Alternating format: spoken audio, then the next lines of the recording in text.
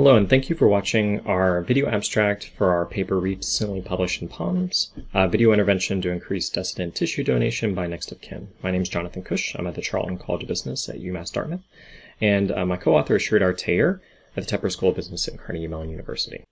So human tissue donation is really important. People donate things like their corneas or their skin after they die, and these tissues can be used to improve other people's lives. Typically, people will consent to donation through what we call first-person consent. This is when individuals say that they'd like to donate their tissues or organs after they die at, like, the DMV. The amount of people giving first-person consent in the United States is about 30%. It's been fairly flat. There's been other work that's been interested in trying to increase FPC, but we decided to take a different strategy by increasing what we call second-person consent. Second-person consent is when a family member consents for someone's tissues to be donated after the fact. So, such as my wife, if she believes that I would actually want my tissues to be donated, even if I hadn't previously given first-person consent. Our research site was Nevada, where we conducted a randomized field experiment. Typically, when an individual is considered for tissue donation, their family members are contacted via the phone. One of the reasons they're contacted over the phone is because there's so many more people that are eligible to be tissue donors compared to organ donors.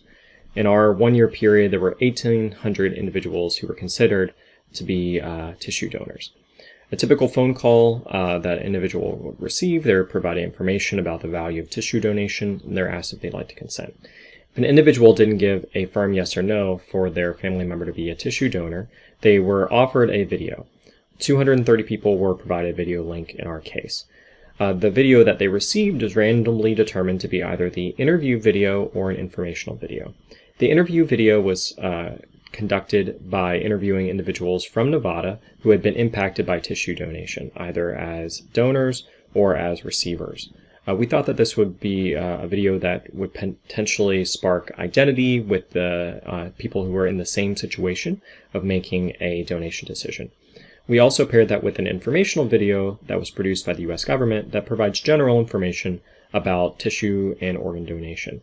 Both videos provide information, but the interview video has a little bit more of this identification and emotional content. If you'd like to watch any of the videos, there are links here. Our essential finding was that both videos increased donation willingness, both the informational video and the interview video, that the informational video appeared to be a little bit more positively impactful. Interestingly, individuals had to actually watch the video in order to be positively impacted by it. This makes some sense, but there was a concern that there was a self-selection bias where if individuals consented to receive the video, it might be that they're already on the way to being willing to donate.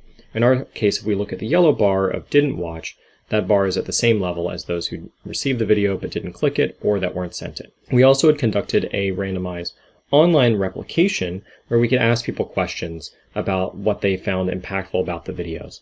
In our case, we found that most people found the informational content of the videos to be more positively influential in their willingness to donate their loved ones' tissues, as opposed to the emotional content. This could explain this difference between the informational and the interview video.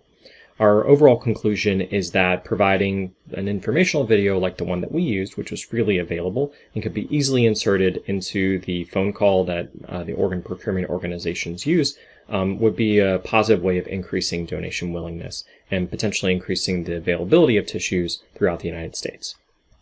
We'd really like to acknowledge and thank the Nevada Sharing Network for their help in allowing us to conduct this research, as well as our colleagues at Carnegie Mellon who helped us throughout this research project. All right, thank you so much for watching our video.